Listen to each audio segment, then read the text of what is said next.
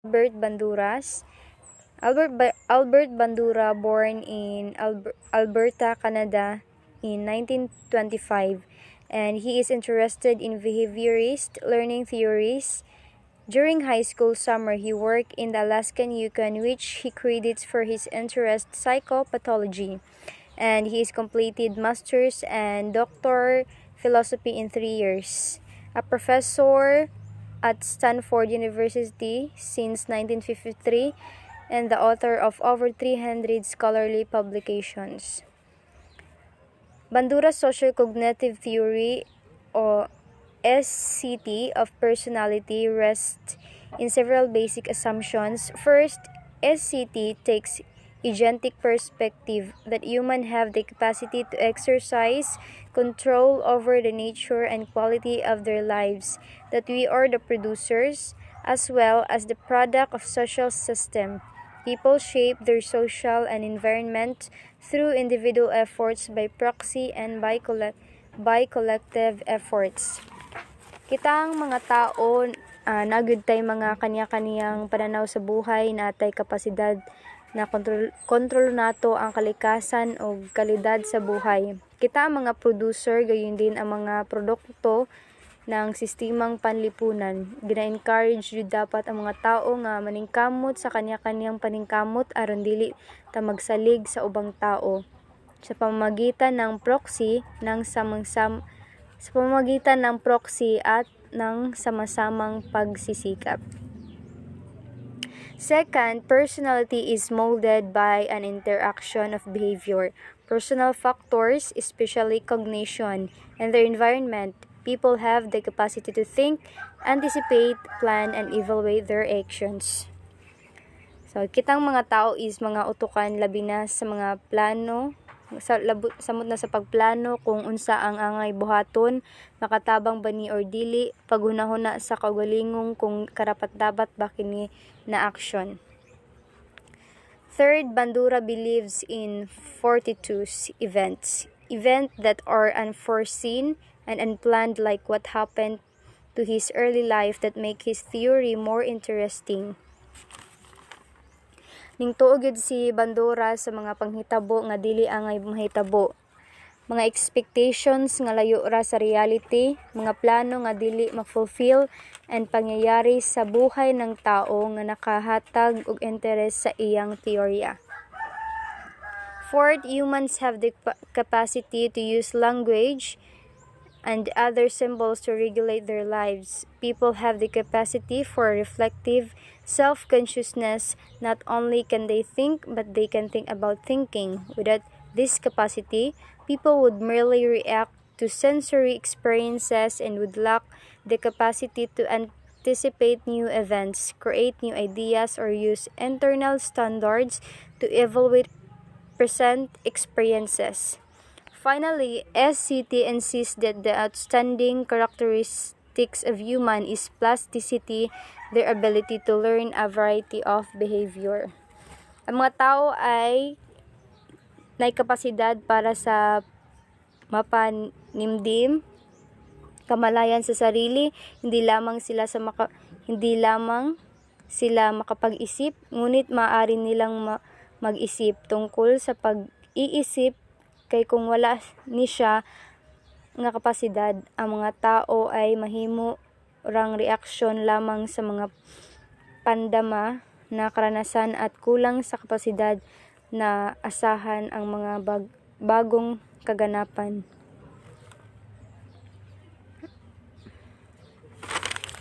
So, Banduras agrees with Skinner that people can and do learn through direct experience, but he places much more emphasis on vicarious learning, that is learned by observing others. Reinforcement can be vicarious.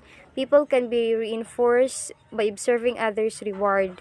In addition, Banduras differs from Skinner in his belief that reinforcement is more effective when people are aware of the connection between their actions and the outcome of their actions. Learning then is cognitively mediated and not inevitable consequence of the environment alone.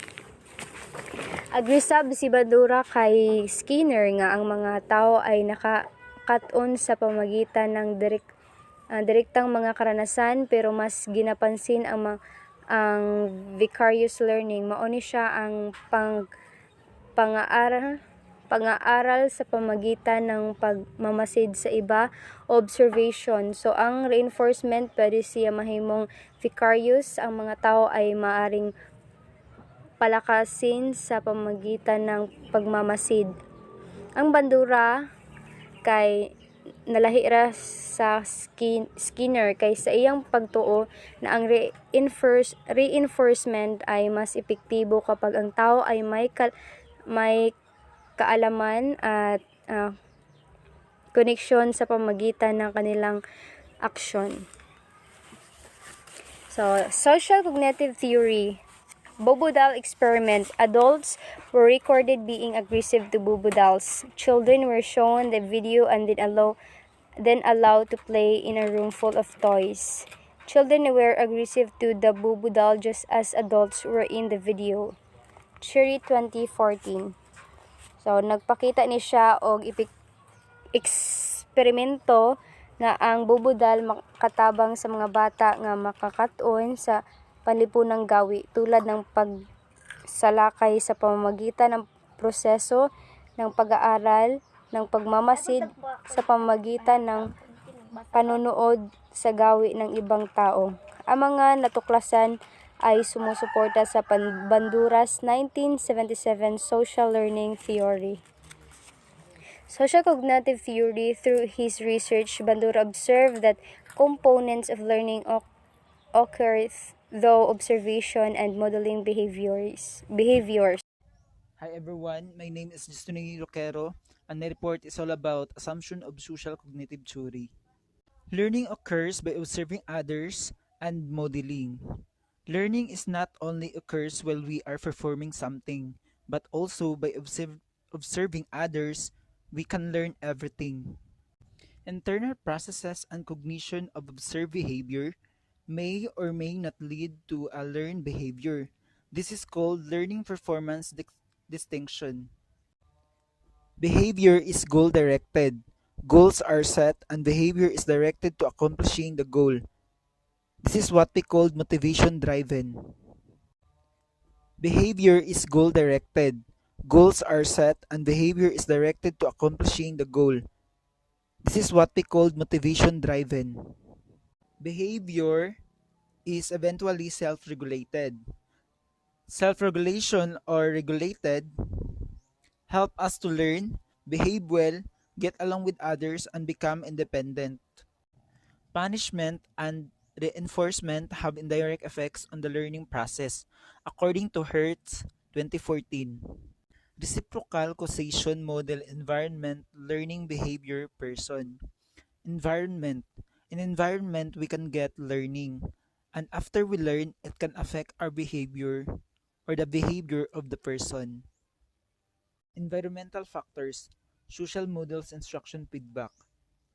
Second is personal factors, cognitive, goal sense of efficacy attributions. Third is behaviors, process of self-regulation, goal progress, motivations, learning, according to Zimmerman 1989. Types of learning. Inactive learning. Learning by doing and is reinforced by the consequences of actions and outcome. Second is vicacious learning. Learning through observation, not performance, according to Hearst 2014.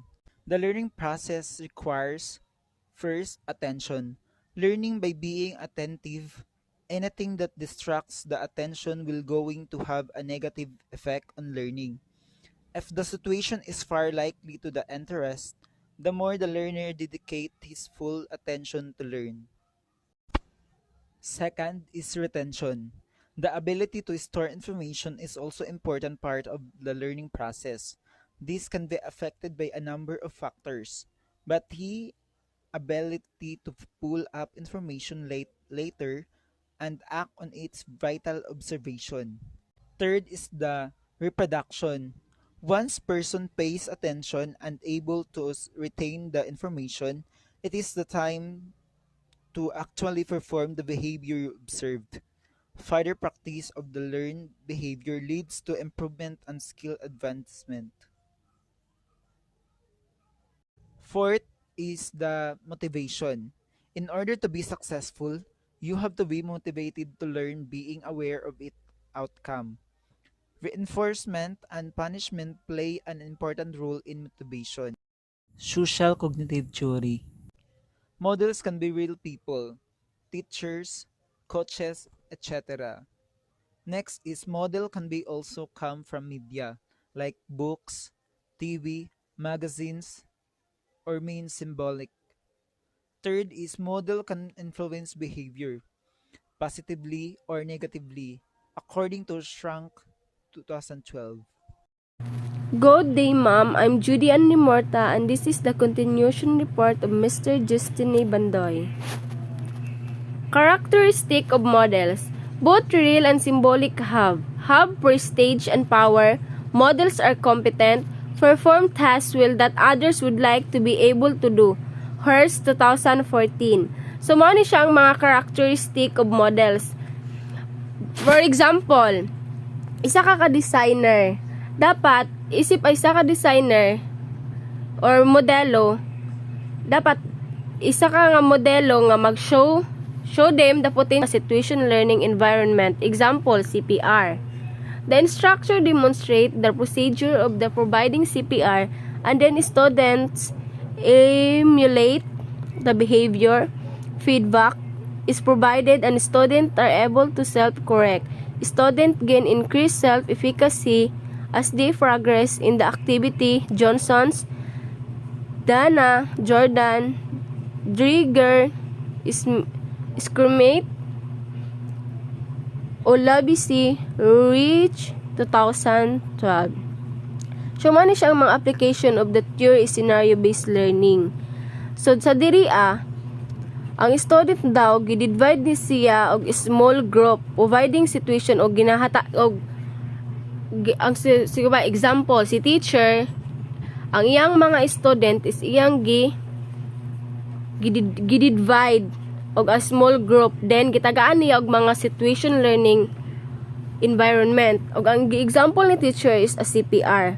Tapos ang teacher na siya mga instruct iya gi-demonstrate kung unsaon pag kuanan na procedure para unsaon ang kuan sa CPR, then ang mga student mo emulate the behavior.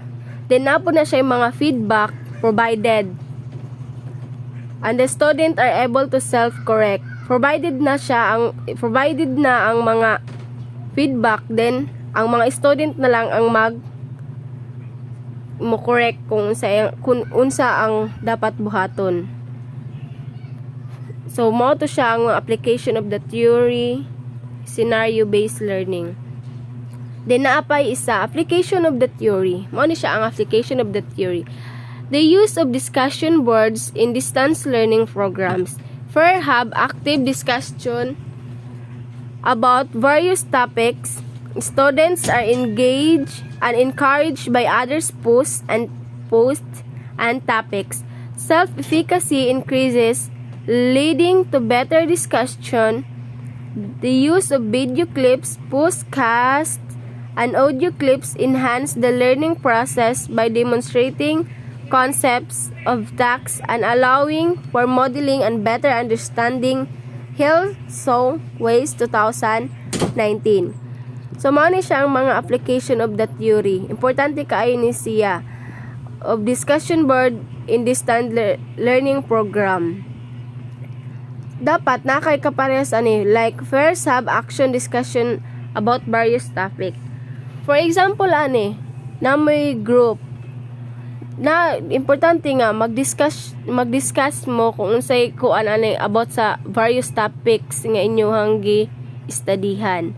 Og ang student mag-engage siya og encourage sa uban para ang topic i-post ang topic para mabalaan sa imuhang mga kagrupo sa o i-encourage nimo ang imuhang kauban nga imong mga imong mga classmates. Og self-efficacy increases. Para imong self-efficacy is mo increase. Para madungagan imuhang self-efficacy. To leading to better discussion. Para ang imong discussion is better. Better imong pag-discuss. Og the use of video clips, mo ni siyang kuan. The use, bato nimo ang video clips, postcasts, and audio clips enhance learning process by demonstrating concept or task that allowing for modeling and better understanding. Mo na imong pambuhaton, magkuan ka og video clips, pambuhaton nimo na siya dira at tanan kanang nakasulat diri Tapos i-demonstrate nimo concept or task og imong gibuhat nga buhatonon. Og allow po ka og pwede pud nimo nga i-model, ikaw mismo mag-model para better nga ilang sabtan jud og maayo. Moto siya ang application of that theory. Og mao ra to. Thank you and God bless.